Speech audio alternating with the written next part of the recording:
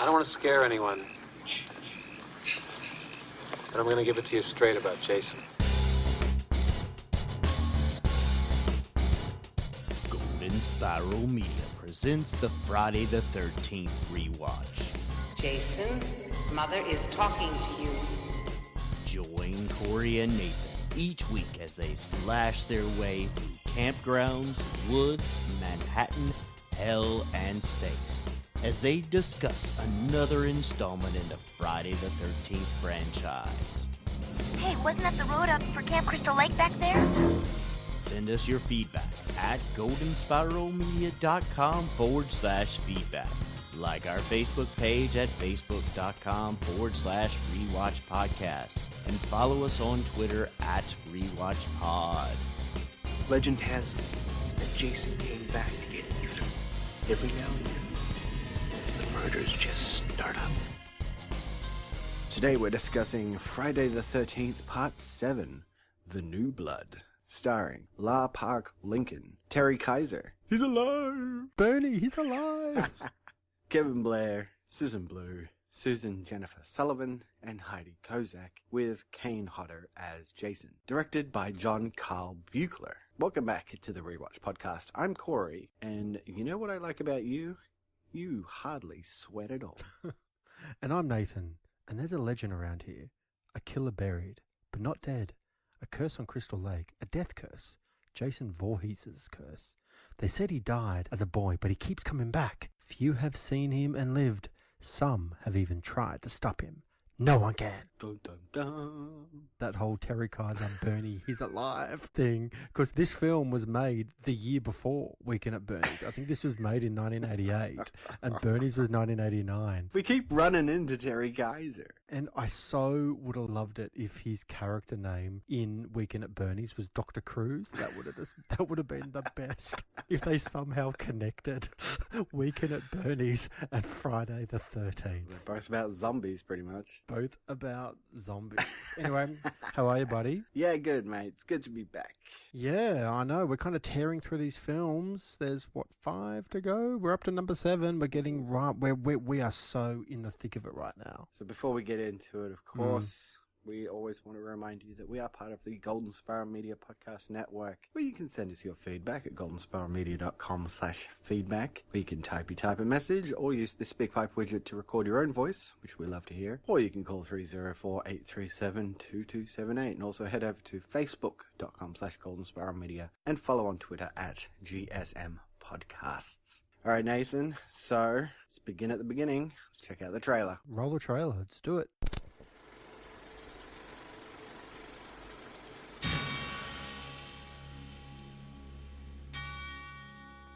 This is the one you've been waiting for. What's happening to me? Your psychokineses and these delusions are... No, you're not listening to me! The one you've been asking for. Hey, Tina, isn't this the way they wear their jackets back in the mental hospital? Concentrate, Tina! The one you've been dying for. You people give me the creeps. Okay, you big hunk of a man, come and get me. Jason is back.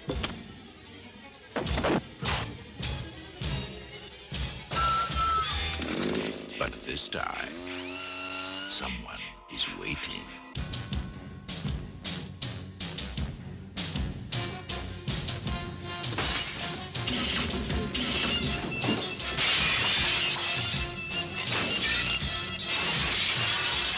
Jason? Tina, don't go in there!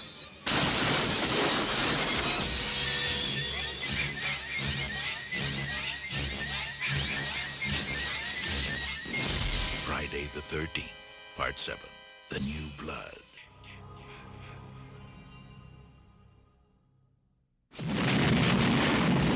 There goes the neighborhood. All right, welcome back. Friday the 13th, Part 7, The New Blood, opened on Friday, May 13th, 1988, in just under 1,800 theatres, and it debuted at number 1, earning $8.2 million in its opening weekend, and it would go on to make $19.2 million, and this is all on a budget of $2.8 million. So once again, another success. To kind of put it into perspective, it opened up against films like Willow and whatnot, and there was other films like Colours and Beetlejuice that were in the kind of box office at the time. Moonstruck was kind of around. It actually showed up against Crocodile Dundee 2.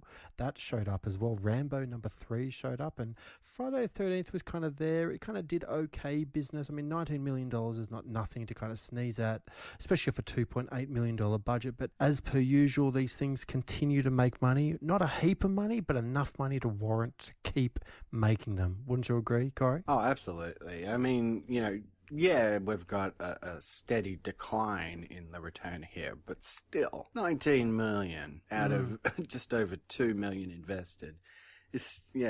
You're going to keep going. I always kind of find it interesting, though, the idea that, like, the directors of all these films never stick around for another sequel. Like, they always come in and just do one and then get out of there as quickly as they kind of can. I think the only director that stuck around for more than one was the one behind Friday the 13th, Part 2 and 3. That was the same director, but every one of the others has been directed by somebody else.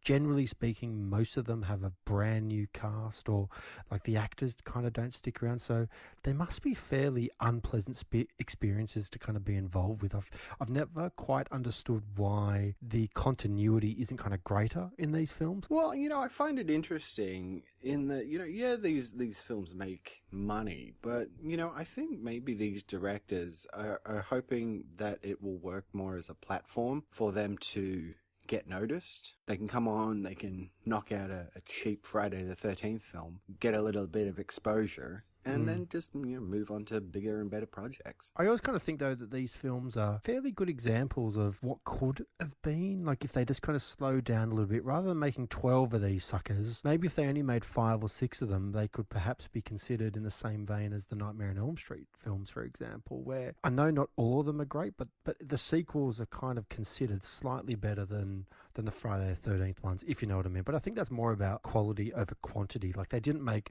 one film a year in the Nightmare on Elm Street series. They spaced it out a little bit, where Friday the 13th, man, there's just no mucking around, is there? They finish production on one and they start production on the next one, like the next day. Like, they've already got a release date set in their minds before the last film is finished, yeah?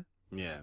And, speaking of Nightmare on Elm Street, this is the point where we start getting whispers of Freddy versus Jason. Yeah. People want to see these iconic horror film juggernauts pitted against each other. And it was the hopes that this installment, Part 7, could have been the Freddy vs. Jason film. But at the time, Friday the 13th was owned by Paramount. Of course, Nightmare on Elm Street was produced by New Line, and they failed to come to an agreement. So eventually, apparently, a large portion of this script was written as the Freddy vs. Jason screenplay. So they kind of had to retool it. So they turned Freddy Krueger into Tina the Telekinetic. I don't think she's too bad, truthfully. In this film, it's an odd kind of foe for Jason to kind of come up against. And it's certainly one of the more unique films in the series kind of so far, in terms of they really go all out with the supernatural element in this film, don't they? Yeah, they really do. And I think they had to. If they had the script with Freddy, who is, it's supernatural, pretty much. He's a supernatural killer.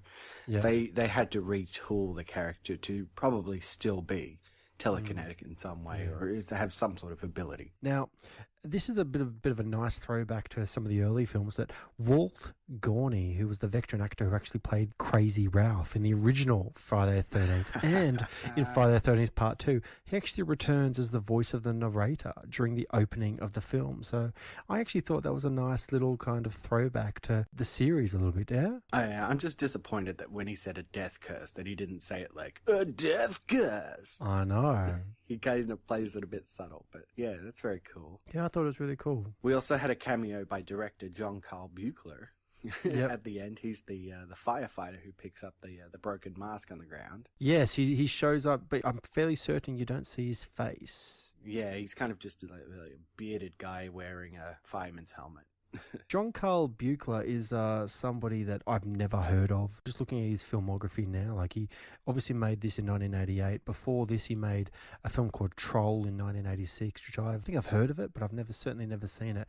And he's made a lot of kind of schlocky horror films. You might be more familiar with him than I am, but he doesn't have like that deep a resume, yeah? Yeah, well, I never saw Troll, but I guess if that's the original film that led to Trolls 2, I have seen that one, because the film's just infamous for being terrible.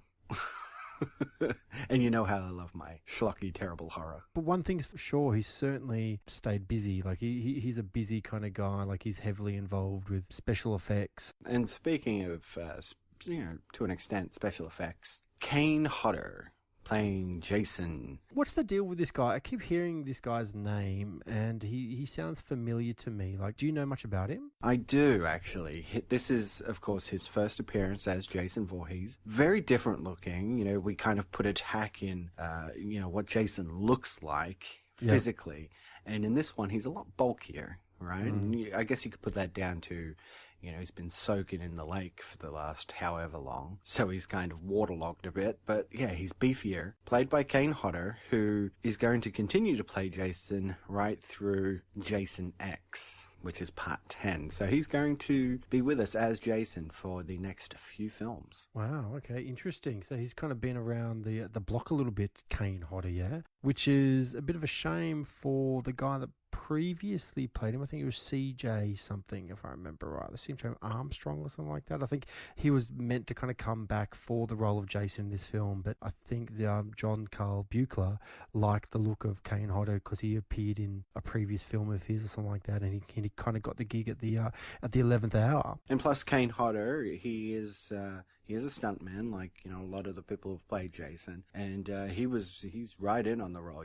Getting in the full makeup and looking gross and slumping around, doing all the stunts. The guys. He gets full in. This is the guy. When you think Jason Voorhees, you think Kane Hodder's Jason Voorhees. Now, apparently Jon Karl Buchla has actually publicly fumed many, many times over the years about the number of edits required by the MPAA to actually avoid an X rating. The film had to be submitted 9 times to the MPA, which is the Motion Picture Association of America, before being granted an R rating. And it stands as arguably the most heavily censored entry in the Friday the 13th series. And I can't lie, Corey, I noticed when I was watching, this film didn't feel nearly as gory. There wasn't as much blood. Definitely not. It's very interesting as we go along how much these films end up being cut down, yeah. This is far removed from the 70s of, exploitation horror where they could get away with a lot. But it seems as we go further into the 80s, the more the MPAA wants to start cutting these films down. Well, even those, Friday the 13th, 4, 5, and 6, the one with Corey Feldman, that was a lot more violent than this one. Definitely. Like I actually noticed a lot of the violence was a quick moment where Jason would stab someone or do something, and you barely saw anything, and it just cut straight away, didn't it? I don't know. It just seems they're antsy about the gore. It's bizarre. I did love this little story, actually, about Kane Hodder. He was, of course, dressed for filming as Jason Voorhees, and apparently it was late one night, about 2 a.m. He was walking along back to, his dressing room, his trailer, whatever, and he decided to cut through the woods. And he was actually approached by somebody who asked him if he was working on the movie. He kind of turned to the guy and thought, well, that's a stupid question. And as he was standing there, the man asked him again. So what did Kane Hodder do? He sort of gave a little lunge at the guy and grunted at him. And the guy just took off, tripping and running away. And apparently the next day, Jon Karl Buchla told Kane Hodder that the local sheriff was supposed to come by and check on how filming was going, but never showed up. Wow, interesting. Another thing that I found interesting too was that the film actually set a record for the longest uninterrupted on-screen controlled burn in Hollywood history. And to accomplish this effect, they actually used a rigged apparatus to actually capture the ignition on film. And then in that moment, you're actually watching Kane Hodder truly being set on fire, an effect which is normally accomplished via trick photography. Hodder actually stayed on fire for a record-setting 40 seconds. So that's pretty impressive. I mean, I've always heard the name Kane Hodder as kind of being like a bit of a horror kind of whiz and a stuntman kind of extraordinaire and whatnot, but I never knew he had that kind of guts in him. Like, that's quite a long time, yeah? Yeah, again, I think it, just shows what kind of, task he rose to doing this film, doing an uncontrolled burn for that long. It's like they say in that trivia, it's usually done with trick photography, which would usually mean let's get the same shot from different angles. So we'll do a series of shorter burns, but for him to have a full uninterrupted 40 seconds, which is to this day I think unmatched, and of course they don't really do it that much anymore because of CGI. I reckon he'll probably hold that record. Apparently this is also the last Friday the 13th film to use footage from any of the previous films, because you're right, right at the start of the film, and it actually caught me a little off guard because they hadn't done it for a couple of films where they showed essentially like a previously, like on Days of Our Lives, but in Friday the 13th world, and they showed you all of Jason's kind of what he's been up to for 6 films in the space of 45 seconds. And you know what? Each of those actors would have had to have gotten paid for that, I would expect. So it's a bit of an expensive 30 or 40 seconds, yeah? I would imagine so. Yeah, like I noticed even Corey Feldman got a credit in this film, and he hasn't been in a film since actually, I think it was at the start of number 5, wasn't he? He was in number 4, and then he showed up right at the start of number 5 for like a minute, and then he disappeared, yeah. And they do it a little bit differently, it's not just recapping the end of the last film, it's kind of catching up on the whole series. Alright, well, shall we get into our discussion? Let's do it. Alright, so going back to the old timeline here, let's have a look. Where are we up to? Skipping ahead of time... Wow. This film is apparently supposed to be the year 2000, taking into account. This is supposed to be 10 years later. I kind of got the impression a fair amount of time has passed because they open the film with this family who is staying in a cabin right next to the lake. Now, before I kind of go into too crazy, movie logic thinking, why on earth have they turned this place into a holiday house? Why didn't they just burn it down, put a big fence around it saying, don't come near here? The whole little town knows that Camp Crystal Lake has got trouble, Jason, lots of death there, lots of awful things happening. Just don't sell it to a young family. That's just a bad idea. I think that continuity is pretty much thrown out of the window for this one, because we clearly saw at the end of the last film that Tommy put the chain around Jason's neck and drowned him in the lake, and that was at Camp Crystal Lake, and now the camp isn't even there. No. Unless we're on the other side of the lake where summer houses are or whatever. And this is where we pick up with this little girl, and she is scared of her father because he is a domestic drunkard. Yeah, he's a bit of a drinker. He's having an argument with his wife, and I think he gets a bit physical with the wife, and it's all a bit wrong, and it doesn't feel very nice. And the little girl is kind of outside, clearly scared for her family, and runs away in a fit of rage after she realizes that her father had actually, struck her mum. And for some reason, she runs down to the lake, jumps into like a little boat, and then like goes out onto the lake. And the dad kind of comes down, and she's like shouting obscenities at him, and she gets really, really cranky, doesn't she? And this is where we get the first inkling of this girl's powers, in that she collapses a dock onto her father and he drowns in the lake. Yeah, that's right. And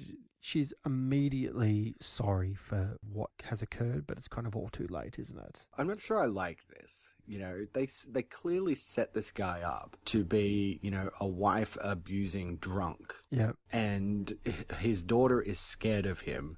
And then for the remainder of the movie, she's going to mourn her father like he's freaking Jesus or something. She's got a bit of a complicated life, because obviously she's unlocked this very odd telekinetic power. They make it pretty clear that she spent a good majority of her teenage years in hospital of some description, where the doctors are doing their best to try and help her, but they're not really getting very far, are they? Yeah, exactly. And that's kind of where we jump to. 10 years later, and her doctor, played by... Bernie himself, Terry Kaiser. I refuse to call him Dr. Cruz. No, I'm just joking. I will call him Dr. Cruz. 'Cause you know what? Like, even though we're joking about him, he's actually pretty good in this film. I think he's certainly doing his best to try and play a role and actually create some kind of story. Yeah. Oh, he is far beyond what anybody else is doing in this movie. I actually think it's almost to his detriment that Yeah, he's totally. acting so well, because I don't think he knows what movie he's in, and he shouldn't be. You shouldn't have an actor of this caliber in this film. No, I mean, don't get me wrong, man. I'm not going to call Terry Kaiser like Marlon Brando. Like, he's not, or Al Pacino. He's not that caliber of actor. But he's a very, very good actor, and you can tell through his experience that he's kind of been doing it for a long, long time. Yeah. And what his whole deal is that he is her therapist, I guess, of sorts, and it's kind of been his idea to bring Tina back to this summer house and sort of, you know, I guess, like, help her therapy by having her confront her demons. That's right. And you kind of get the impression that he's involved with Tina's mother, maybe? Do they really say that? I don't think they really say it clearly, but you kind of get the impression maybe there's something inappropriate going on there. I thought so anyway. Maybe. They don't really get into it, but, you know, I just think that Tina's mother has a bad track record. I mean, her husband was this abusive drunk.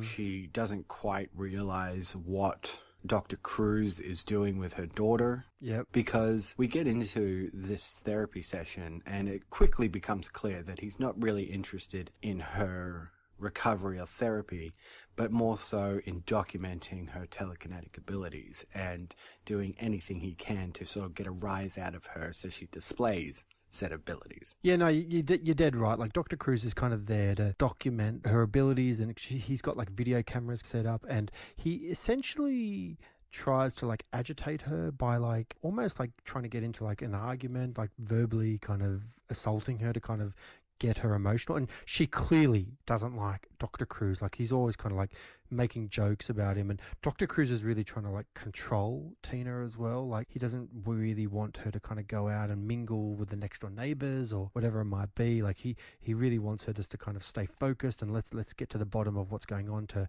you know. And he keeps sort of saying stuff to the mother like, do you want her to spend like, you know, the rest of her life in a hospital and all that kind of stuff? Like, you know what I mean? It's kind of one of those kind of situations. I mean, Tina has a brief encounter with one of the neighbors, who is, you know, of course, a group of young horny teens. But yeah, you know, she's a bit standoffish, I think, for obvious reasons, because she spent time in a mental hospital, so maybe she doesn't quite have those social skills. What did you think of La Park Lincoln, the lead actress who plays Tina in this film? Like, she hasn't really done all that much. Like, she certainly, I think she's kind of done a little bit here and there, but more TV than kind of film. But I certainly thought she kind of did her best with the material. She's certainly by no means the worst part of the film. What did you think? I think she has like two modes in this film. She's either being really mousy or she's freaking out.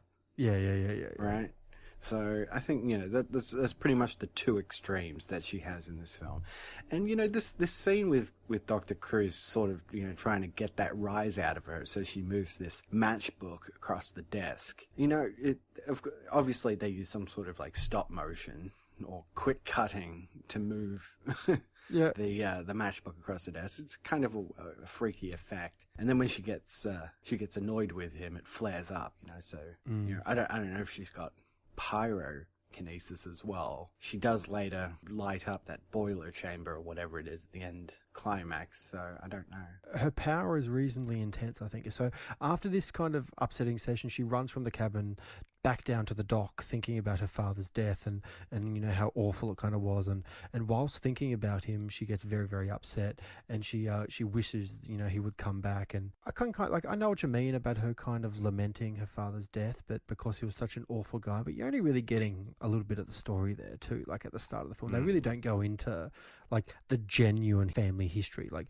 you have like a 15-second scene where the father gets upset with the mum, and then the kid gets upset. I mean, who knows what's kind of going on. Like it kind of doesn't bother me so much that she was kind of lamenting the father's death for the remainder of the film, because I think she did say later in the film to one of her friends, she goes, you know, there was a terrible accident when I was little, and I was the cause of my father's death, and it really mentally screwed me up. And I could kind of understand that too, yeah. Now, getting into this part, right, so she runs away from Cruz and she's down by the lake, and I think it's a little unclear about how Jason comes back here, because I don't know, it's like she's willing her father back to life. I kind of wish they just you know, had a lightning hit a grave again. That would have been more believable than what actually happened. Yeah, you know, I'm not quite sure what happens. Is it that in wishing her father back to life, she brought Jason back to life? Or is it more that, you know, Jason's just alive down there, so when the chains broke, he was just like, oh, I'm free. Let's go and kill some teenagers. I always kind of got the impression, particularly in the last film, number 6, that Jason was this supernatural being all of a sudden. Like he wasn't human anymore. He wasn't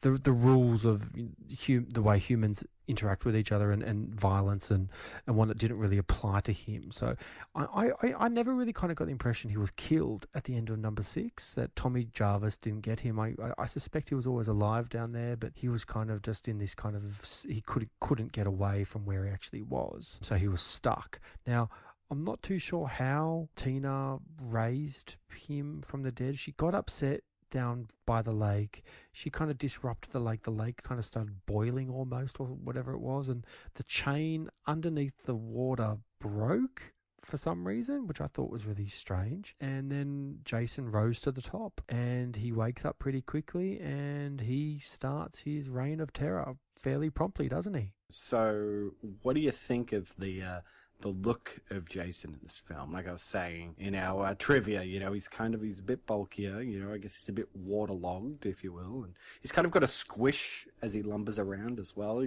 I thought that was a nice touch. I thought he was way more gross in this film. Like I think the way, like, he was almost decomposing, like down to his bone. Like every time they looked at his back, you could see something was kind of going on there. It didn't look right at all. Like the spine was like exposed or something, right? I know. It was really nasty. In the last couple of films, Jason has definitely been more of an imposing kind of force across the film. Like he's always kind of been like this awful kind of serial killer murderer, but now he's like this supernatural being that can kind of do anything, and he's barely can be stopped no matter what. Like you can't shoot him, you can't kind of put an axe to his head. He can be kind of stopped momentarily, but he's going to get back up. He always gets back up, doesn't he? And he pretty much gets straight into killing people. Now, the whole setup here is that this group of horny teenagers were together to throw a surprise party for this guy called Michael. Let me just say right now, for a film that has had 6 films made in the 80s, and we've hit 1988, I felt the 80s in this film. Big time. Like, for a movie that's supposed to be set in 2000. Yeah, that's right. This is like, 80s to the max. It is 80s to the max, like the way all the kids look and their hair and like big glasses and kind of, I think like our first introduction is to, I think his name's Nick, if I remember rightly. Nick, he's like washing his car out the front of his thing, and he's got like these little cut-offs on, and like, you know what I mean? Yes, so 80s. And you've got all like the different stereotypes. You've got like the jock guy Nick, who just wants to, you know, like he's like the nice guy of the group, and he gets to know Tina really, really well. But then you've got all these other kind of characters. This woman named Melissa, I think her name is, who's like a bit of a bully, and she's kind of just not very nice, and she's always kind of making fun of Tina, and she doesn't she kind of like make like light of her being in like a psychiatric institution, and doing all that kind of, and she's your basic bitch, right? Like a total kind of bitch. And they're a weird group of kids. Like they're totally obsessed with sex. I get it. You want to have fun, you want to have sex, but these people will sleep with anyone. Anyone. And this is kind of the thing, is that Nick doesn't really know these people. Nick's there because Michael is his cousin and, you know, they've organized the surprise party. But Michael never actually gets there because he's sort of, you know, he's being lured there by Jane, his girlfriend, under the guise that they're going camping, and they've broken down. And he's getting all like, oh, let's just stop here and camp. And she kind of comes out with this, like, you know, we've been planning a surprise party for you, but you've ruined it, so good on you. Yeah. So they're, you know, trudging their way through the woods, trying to get to the cabin. And, of course, Jason shows up. So, like, I kind of get the impression somebody owns that place next to that lake, and they're renting it out to like teenagers. Like, don't they know the history? Like, I'm sorry to keep going on about this, Corey, but dozens and dozens of people have died. Like, it's just, oh my lord, why are they letting people stay there? It's just, especially teenage kids, you know, who don't know any better, who just wants to like have fun. And anyway, it is what it is. But you are right. We meet Jane and Michael, and they're on their way to the thing, and then Michael kind of gets a bit cranky because he wants to stop and whatnot, and Jane kind of gives the game away. But before you know it, they run into our main foe, Jason Voorhees, who does his, you know, first proper kills, doesn't he? Yeah, just straight up slaughters them. Jane is impaled to a tree using a tent stake. Yeah. And then a tent stake is also thrown into the back and through Michael, pretty much. This is our opening kills, our whet your appetite kills, if you will. I know. And then we kind of go back to like the main group of kids, and we meet more of the personalities. And like, what did you think of the science fiction guy, man? Oh, God. That guy is so cliched. Yeah, he's just like everything he talks about is filtered through this idea that he wants to be a famous sci-fi writer. You know, just everything he's talking about leads back to, oh, you know, this could be good for a story. And what do you think of this? Ugh. Terrible character. Yeah, he just comes up with like crap, like total crap, like Tutankhamun's rising from the tomb. Hey, what do you think of this Star Wars ripoff that I've come up with? Doesn't he get rejected by one of the girls? And he goes, you know, I've been rejected by all the continental USA kind of, you know, science fiction magazines or something like that. It's just, it's totally ridiculous, you know? Yeah, I don't really like any of these people. No. Except for maybe I don't mind Maddie. I don't mind Nick, but Maddie I didn't mind. She's like the shy girl who, you know, gets told that she needs a bit of a touch up. Oh, that's right. And then she goes upstairs and is brooding about it, and she kind of like dolls herself up, doesn't she? And she puts lipstick on and makeup on. She does her hair, and she puts a short dress on, and she's like, "I'll show them," and look at me now, and all that kind of stuff. And meanwhile, everyone is having sex. Everyone. At the same time. Yeah. Well, before we get too far into it, shall we check out a few clips from the beginning? Yeah, let's do it. I don't have many clips for this one because, quite frankly, I mean, this is an okay movie, but not a lot of people say interesting things that I thought were worth, you know, being turned into clips. There is one thing I'm hoping you got. You did get the soap on a rope thing, didn't you? Oh, maybe. Maybe. I can't remember. We'll see. But, of course, I grabbed that wonderful Walt Gorney intro. Yeah, nice. I love this. There's a legend round here. A killer buried, but not dead. A curse on Crystal Lake. A death curse. Oh my lord. Nice. Walt Gorney. Like I said, I wish it was a death curse. But yeah. You know what though? All jokes aside, the fact that Crazy Ralph, they didn't kind of keep him as a bit more of a serious character, like a recurring character across the series. Like I like Friday the 13th. I like these films more than I thought I would when you first suggested we watch them. But the fact that you don't have that kind of continuity does bug me a little bit. And I like Crazy Ralph. There's no reason why he shouldn't be in 4 or 5 of these films. And they killed him off kind of really quickly, yeah? Yeah, I agree. Anyway. He would have been a cool reoccurring character. Yeah, that's right. You know, to them to warn the new kind of, you know, teenagers not to go near the lake. Okay, so I got a clip of the father and his domestic violence. Oh yeah, nice. Do it. There's some terrible voice acting, I think, because it's all in the background. You don't see any of it. Look, I'm gonna sell this place and get the hell go out. Tina? Hey, leave her out of this. Tina, come inside. Yeah, come on, join the party. Please, don't drink anymore. Don't tell me what to do. Wow, there you go. Terrible voice. Yeah, come in. Join the party. Last clip I have Eddie and he's pitching an idea to Tina for some reason. Oh, yeah, nice. What do you think of Starlacon?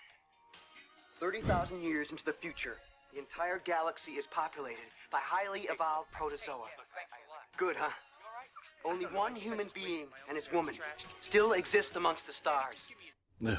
What is he expecting when he asks his woman, he's pitching this idea to her, telling her about it? She's got no clue about it. She wants him to go away. I know. She's just backing away from him. I know.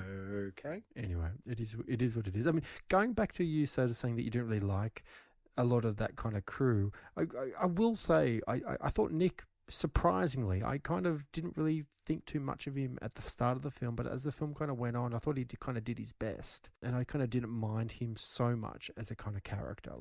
I like the fact that he kind of buddied up with Tina, and he actually said, "Look, none of these people are my friends. Though the only person I know is my cousin Michael." And I thought he did his best for this film. Yeah, I agree. He's better than anybody else there. Let's just say that. Yeah, definitely. So before we even get into any of these teens being killed, we do randomly cut away to another couple who just happen to be camping out in the woods, Dan and Judy. So this couple, I don't know, he goes outside because he hears something, and he gets it's like Jason punches through his stomach. This is probably one of the better kills in the film. Not that I really like talking about that too much, but because Judith gets picked up by her sleeping bag, doesn't she? He just drags her out in a sleeping bag and bashes her against a tree. I know, it's fucked up. It's pretty nasty, actually. It's creative death, I guess. And the thing I didn't quite understand about it is why? If these two people are not associated in any way with the rest of the group, it's pretty random killing for the sake of it. I don't know. It's the kind of thing that sort of sticks in your mind, though, right? Yeah. It's almost like an iconic vision of him dragging this sleeping bag out and whacking this woman against the tree. I know, it's nasty, man. But, finally, of course, Jason comes back and he's going to start offing all these teenagers. Meanwhile, we've got Tina who tells Nick about Jason and actually has a vision of Jason murdering Michael. And as you said, Jason actually kills Michael in real life, along with Jane, and then kills the couple that we just kind of spoke about. This is when we kind of get the realization from Nick that something's kind of a bit of a miss and, what's kind of going on. There's a scene where Nick tries to call Michael, on the telephone. This is back in the day before mobile phones and all that kind of stuff. So he's on the landline and getting frustrated when he gets the answering machine and all that kind of stuff. And he can't get in touch with Michael. So he kind of goes on the hunt to try and find him a little bit, doesn't he? Yeah. And they set up just what a terrible group of teenagers these are. For the most part. I mean, it mostly comes from Melissa, but I don't know, it's this weird scene where Tina comes over the house and she's like, "Hey, is Nick here?" And they're like, "Oh yeah, he's around, he'll be back shortly." And then Melissa makes this gag about the asylum and straitjackets and doesn't stuff. She puts a jacket on backwards, essentially, and sort of says, "Isn't this how you used to dress?" In the asylum. Yeah, anyway. And of course Tina loses a bit, and it's like she's strangling Melissa a bit and her pearls snap off. Yeah. So Tina freaks out and runs out, but it turns out that Nick was just upstairs the whole time, because he comes running down and he's like, "Hey Tina, what's up?" And he's like none of you guys could have just been like, "Hey Nick, Tina's here." I don't think they're the most assured bunch of people. I know. It's not like he was down by the lake or somewhere. He was just upstairs. They could have just yelled up. They are idiotic, and they all behave really idiotically as well. There's that scene earlier on in the film when we first meet them, when they're in the kitchen, and you got this cool guy comes in and he chugs a beer really quickly for just no reason whatsoever. And he's always going around smoking pot and telling everybody how great pot is and, hey, come and smoke pot with me. And then doesn't he try and lure kind of one of the girls to like smoke pot, and the girl who's a bit kind of shy gets a bit cranky with her because they're friends, and she says, you know, you're not meant to do that. Like you can't take drugs. Drugs are bad. And she goes, oh, well, you know, I'm going to start doing it. I'm going to do whatever I want to do. Didn't we agree to have fun? You know, at least one of us is going to kind of do that, or something stupid like that, you know. So like they're not even that really like good friends with each other. Yeah, exactly. You know, and they're all pretty nameless. I mean, you know, we've got a list here of all these people, so we can get their names pretty easily. But yeah, the chick who wants to go party, that's Robin, and you know, the sci-fi guy, that's Eddie, the guy that Robin hooks up with, that's David. So yeah, just like their names are ancillary, really. I think at the end of the day, like these are the fodder, you know, for Jason to kill, while we have all this like crazy telekinesis crap going on with Tina. And this is, I mean, as you said before, this is kind of the part of the film where they start getting offed reasonably quickly. So while Tina goes off to find her mother and Nick goes with her, Jason proceeds to kill the other teens. Just everyone. So we get these two randoms that are kind of outside by the lake, like almost they go skinny dipping or something like that, don't they? And yeah. And I think his name is Russell and Sandra. And Sandra kind of they're getting busy, and then Sandra for whatever reason decides to go skinny dipping. She takes off her clothes, full naked. You get the whole the whole thing. She runs towards the water, and then out of nowhere, whilst Russell's kind of getting ready to kind of, you know, take his clothes off and go into the water, Jason shows up, axe to the face, dead. Okay, all right. It is like so full on, that axe to the face. I know. It was a good stunt, actually. I didn't mind it. It wasn't too bad. And then Jason then proceeds towards Sandra and somehow appears in the water really quickly, like out of nowhere, like he's next to her. It's like super quick. 1 second, he's axing him in the face. The next minute, he's jumping out of the water, dragging Sandra under. Not that I'm really aware that Jason goes against, like he avoids doing things, but I would have thought after spending 10 years in the lake, he wouldn't want to go anywhere near that lake. You know what I mean? Like like seriously, just stay away from the lake, Jason. Stay away. And then we've got Maddie, who, you know, I guess she's decided that she's going to get herself all dolled up. You know, she doesn't have a guy. Everybody else is kind of paired off, but she doesn't. So I think she wants to maybe impress one of them. So she gets all dolled up. But as soon as she's prettied herself, for some reason, she hears something outside. So she goes for a stroll out in the woods and gets killed. Well, Jason shows up and like chases her into this barn. It's actually not bad back and forth of her like scurrying from one side to the other, and Jason you think, oh, does Jason know where she is? I kind of didn't mind that sequence so much because there was a little bit of an element of, will she get away? Clearly she didn't, because she goes back and forth a few times. She's inside, she's kind of in this little area, and Jason kind of essentially reaches through the wall and grabs her hand and then stabs the hell out of her. And she's dead before you know it, yeah. And then we get to this other couple who, this is the couple who were outside having sex in the van. And, okay, so they're in there and they're doing it. And they hear something outside, and they make the assumption that it's Michael finally shown up for his surprise party. So they stop having sex to try and surprise him. Yeah, they kind of show up, they open the back of the van and they start yelling at Michael, not having any evidence that it's Michael. Like, they just like make this assumption that it's Michael, and they're just like... It could be anybody. There's like 20 people there. I know. They just make this weird kind of assumption, and they open the back of the van, and before you know it, dead.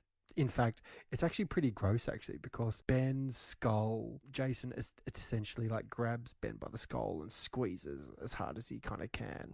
And it's a classic Jason kill. Yeah, right? it's pretty nasty. I've seen him do that a few times now. It's pretty nasty, truthfully. Catherine doesn't hear any of this, by the way, even though she's just inside the van right next to where he's being killed and shrieking for his life. But she's like, hey, Ben, like, what's going on out there? The guy is shrieking as he's dying, and she doesn't hear it. And then she kind of like starts looking for Ben and puts her head like out the window kind of thing, or something like that. And like you're just waiting for something terrible to happen, and sure enough it does. And she gets a party horn shoved directly into her eye. and she's dead. She's gone. That's it. That's probably like the worst kill in this movie, is that party horn in the eye. Sorry to kind of throw back a little bit, but something I kind of want to mention, this is the first Friday the 13th film.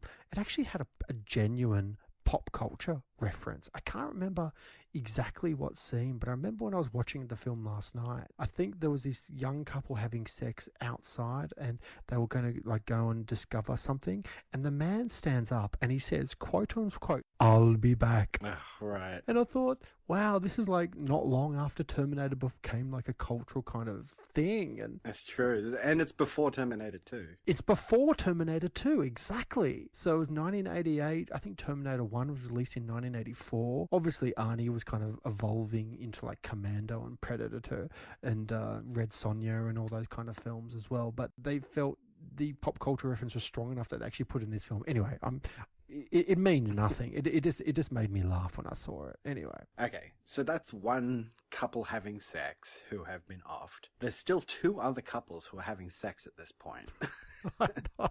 First up, we get both guys getting killed. So David is off pretty quickly with a knife through the stomach. I kind of wish they'd just call them teenager number 6, teenager number 7, because like actually calling them David and Robin and Eddie and Jason, like it's just do you have? It's hard to put 2 and 2 together, you know. Anyway, and I watched the film last night, so I should know. And there is actually a pretty decent kill here. Yeah. Is when I think it's David goes downstairs, right? He's gonna get some food. The power's gone out at this point. Ooh. And he walks into the room and he's got a flashlight, but he doesn't notice that it's blood. But he kind of sort of like scans the room with this torch, and then he turns around and there's a flash of lightning and Jason is standing right in the corner, but he doesn't see him standing there. I thought that was a great shot. Yeah, it's pretty cool, isn't it? Yeah. But I don't buy for a second that he doesn't know that it's blood. Like, he goes down there, he sees like red stuff all over the floor, and he kind of goes, "Oh, what's gone on down here?" or something stupid like that. It's so stupid. It is so stupid. And dead. That's all I got to say. Dead. Stabbed with a kitchen knife. And Eddie's the sci-fi guy. He's having it off with Melissa, but she kind of scorns him, saying like, I was kind of trying to make Nick jealous, and I was kind of hoping he'd storm in here, and that's not going to happen, I guess. She's a bitch. And that's when he starts talking about rejection, and then he stands up and he says, "I'm going to have a shower. I've got a date with a soap on a rope." So he's quickly up. It's funny, I noticed this actually once Eddie gets killed, because he's down opening all of Michael's presents, right? Yeah.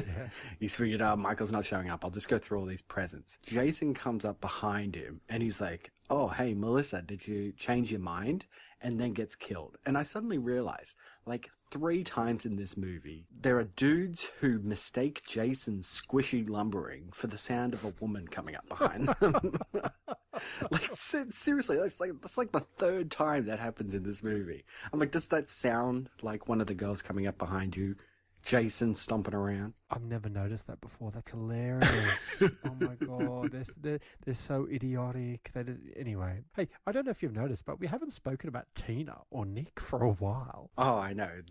She's just out running around. Yeah, she's running around trying to like stop Dr. Cruz. And something that we actually forgot to mention earlier in the film is that there was a scene earlier where Tina she runs back into the house and she's kind of going on about this man that she saw, and no one kind of believes him.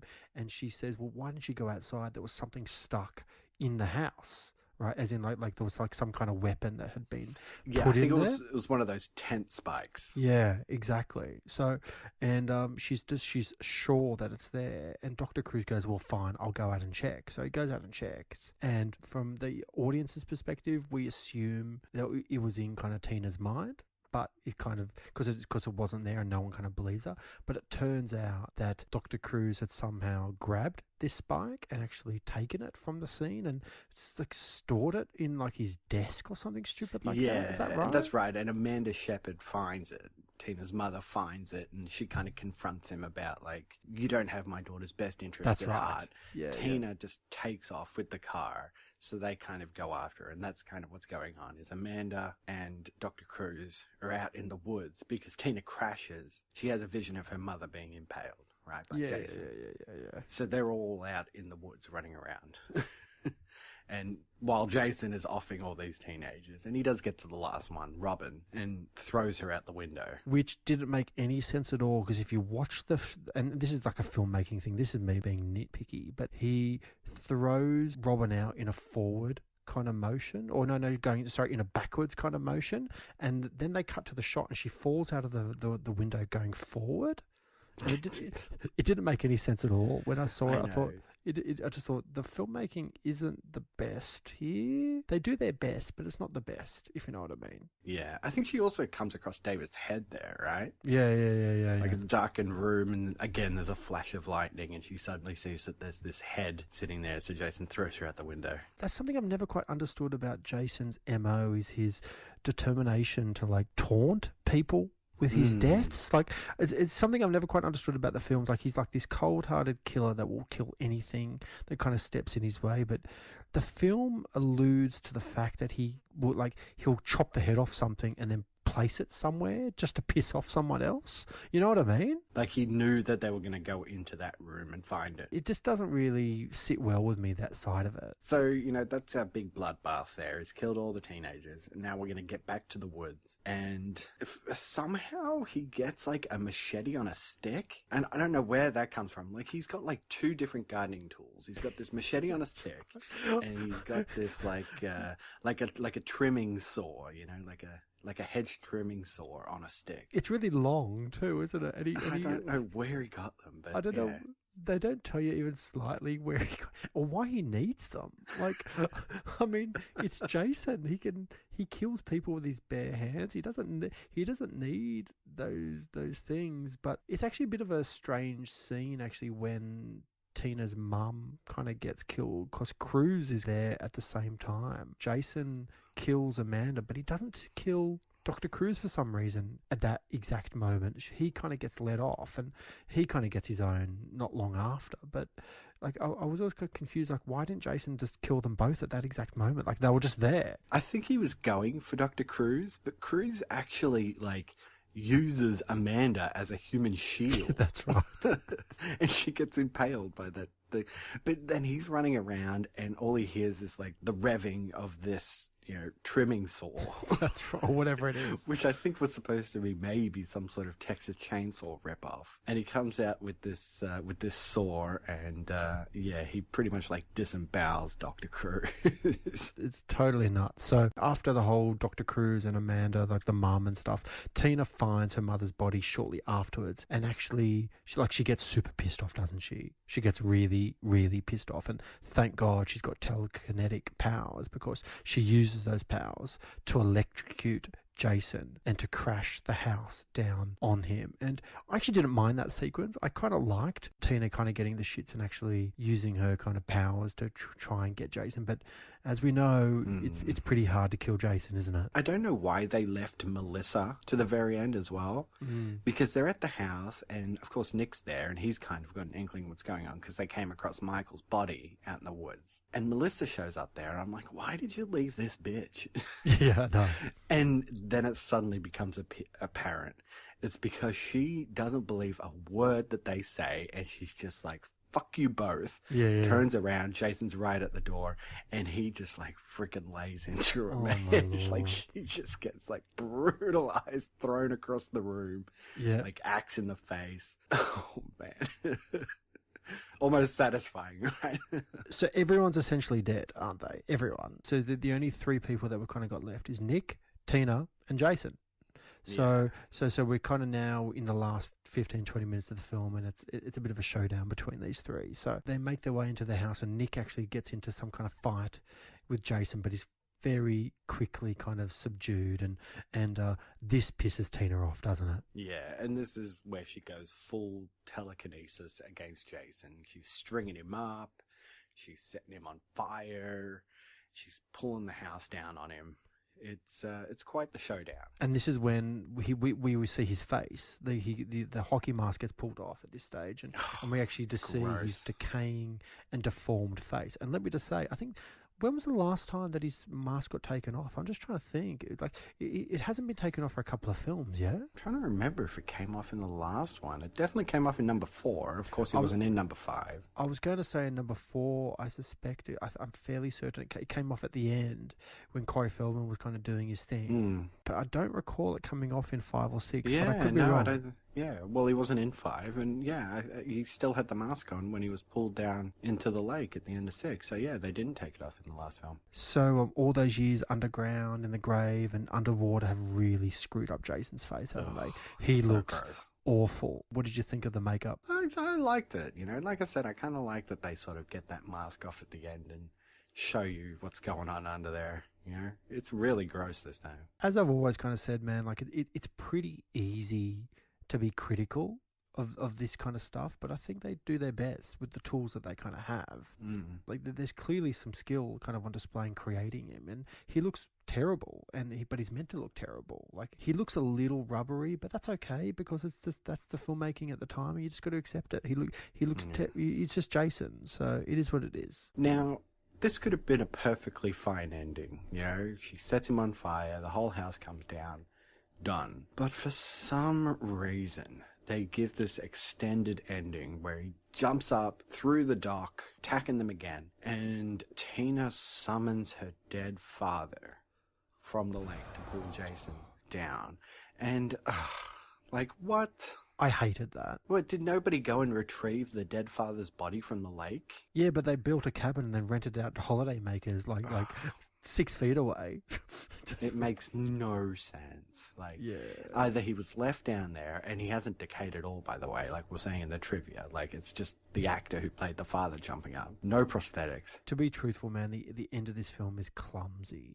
Really, because you're not even too sure about exactly what happens to Jason. He got pulled down the lake by the father who's got summoned somehow, but it just doesn't really make much sense. I mean, who's to say that Jason didn't escape from that situation? He certainly could have. It's not like he was weighed down by at least in the last film, Tommy Jarvis kind of put the chain around his neck with the ginormous boulder, connected it to him so he couldn't escape, and sunk him to the bottom of the river. It kind of made some kind of sense, where this doesn't make any sense at all. No, exactly. Is the father just gonna pin him down there forever? Yeah. So he doesn't escape? Whatever. Yeah. It should have ended with the house exploding. And that would have been very, very suitable, and it would have been interesting to kind of see what happens. Or you know what? Maybe Jason retreating to his little cabin that he has, which we saw in Jason 2 or whatever it was. It's like the director wanted some sort of redemption for the father. Yeah. Which honestly I wasn't even thinking about. I was satisfied knowing that this guy was an abusive drunkard who got killed by his daughter at the beginning of the film. And he pretty much got what was coming to him. In my synopsis, it says, although she's unable to kill Jason, she unknowingly summons the spirit of her father, who emerges from the lake and drags Jason back down into the depths with him, chaining the killer once more. Now, that's not on screen. That's not on screen at all. I don't know where they get this chaining. I don't it certainly didn't show it. No, it just makes no sense. It is what it is. So the next morning, while we get Jason's broken mask in the wreckage somehow. I hope they burn the whole place to the ground and have no one ever go to Camp Crystal Lake anymore. And hey, just remind me, Corey, in the last film, didn't they change the name of Camp Crystal Lake to something else? That's right. It was called Forest Green. I guess they changed it back. They changed it back. Oh, well, Jason came back, so there's no use hiding anymore. Yeah, exactly. I know. Anyway, yeah. There's no continuity to this movie. None at all. So we get Tina and Nick, who are taken away in the ambulance, and the screen fades to black while Jason actually whispers can be heard from far away. Now, I don't remember any whispers, but I do remember Tina and Nick, and I think Tina says to, Nick sort of looks at Tina, and I think she says to him as they get into the ambulance, "We took care of it," or something like that. I think that's the last line of the film. Is that right? Yeah, and they're just taken away. The end. Unlike the previous 3 films, which had slight continuity with Tommy Jarvis, I don't think we're going to be seeing Tina Shepherd again, but I could be wrong. And are we even going to see Camp Crystal Lake in the next film? Well, they go to Manhattan, so I don't know how they're even going to get... How does Jason get to Manhattan? I'm looking forward to finding out. All right, before we move on, let's check out the remaining clips. Cool. Okay, so I've got that Russell guy and what's-her-face getting her clothes off. Oh, nice. Do it. When did you first fall in love with me? First time I saw the enormous size of your beautiful wallet. Oh my God. Also, talking about like how 80s this movie is there anything more 80s than like wearing a sweater over your shoulders and tying it at the front? As that Russell guy had on. Oh, that was never a good look. No, never a good look at all. Definitely not. Okay, we got Melissa being the cocktails that she is. Eddie, this isn't gonna work out. What's the matter? I lied. Lied about what? About everything. You just don't turn me on, really. Oh, come on. At least I gave you a chance. You just didn't come through. Oh, I cut it off before we got to Soap on a Rope. What's wrong with these people, man? Seriously. I just don't understand it. As I said to you before, dude, I get it, man. People are wanting to have fun. I understand. But, like... Everyone's having it off. With anyone, just for the sake of it. Anyway, whatever. All right. Last clip here. Yep. It's actually another Melissa clip. And like I said, a very satisfying moment. To be fair, though, she's reasonably quotable. Like, you're talking about, like, not very many quotes in this film. Like, she does have some of the more better lines, if you know what I mean. Yeah. But here we go. This is super satisfying moment. Do it. Where do you think you're going? I'm going back to bed. You want to come? Look, Melissa, just stay here with us. It's not my style. Don't go out there! Fuck you. No, fuck you both!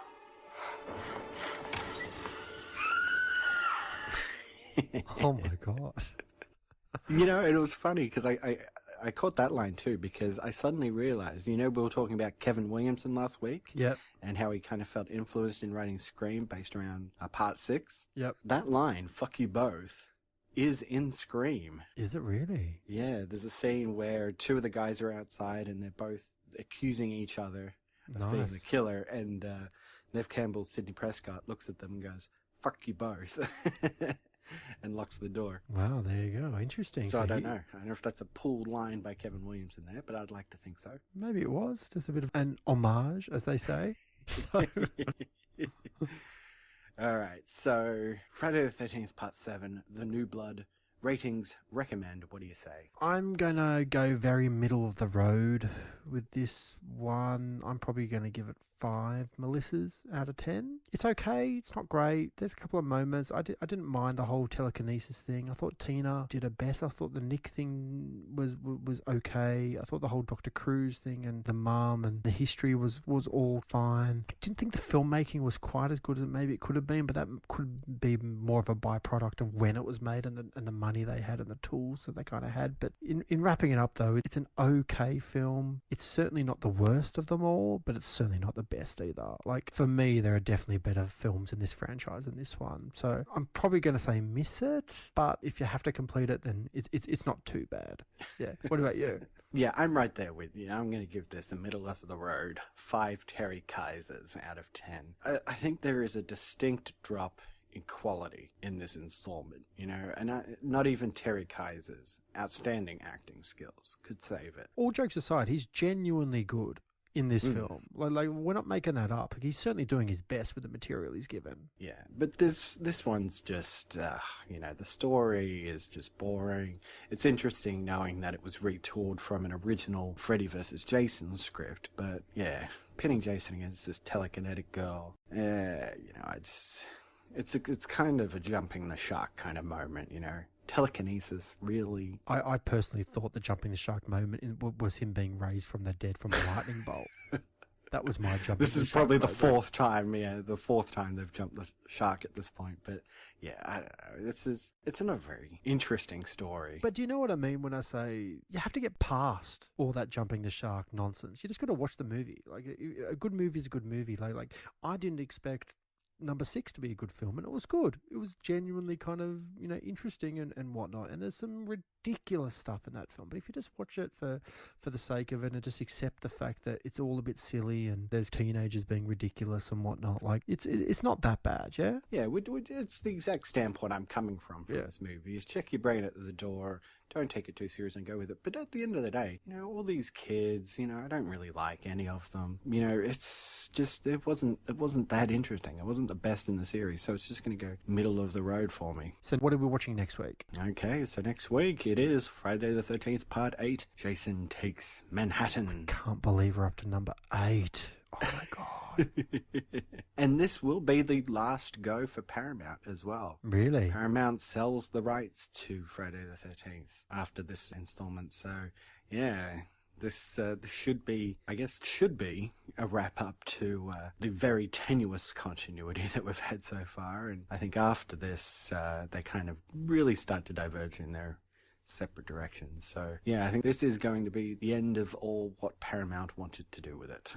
Okay, well, it'll be interesting to see what happens. So for more great podcasts from Golden Spiral Media, guys, head on over to goldenspiralmedia.com/Apple and be sure to join us on Facebook at facebook.com/rewatchpodcast and on Twitter at rewatchpod. Keep the conversation going over there. Yep. And also give us your rate and review. We always appreciate it on your podcast app of choice. Let people know, hey, the Rewatch podcast is actually pretty good. And you should check it out. 4 or 5 stars.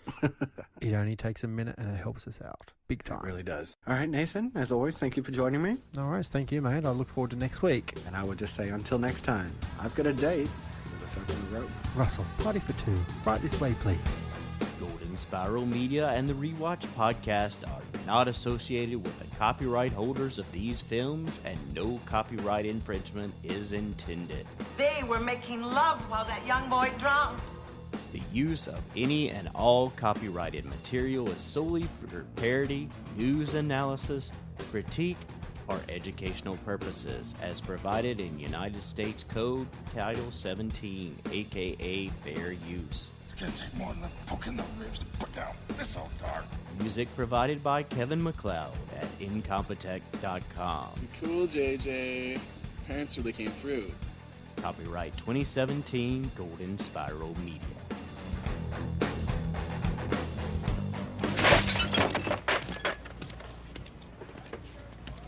You a dead meat, slime bag.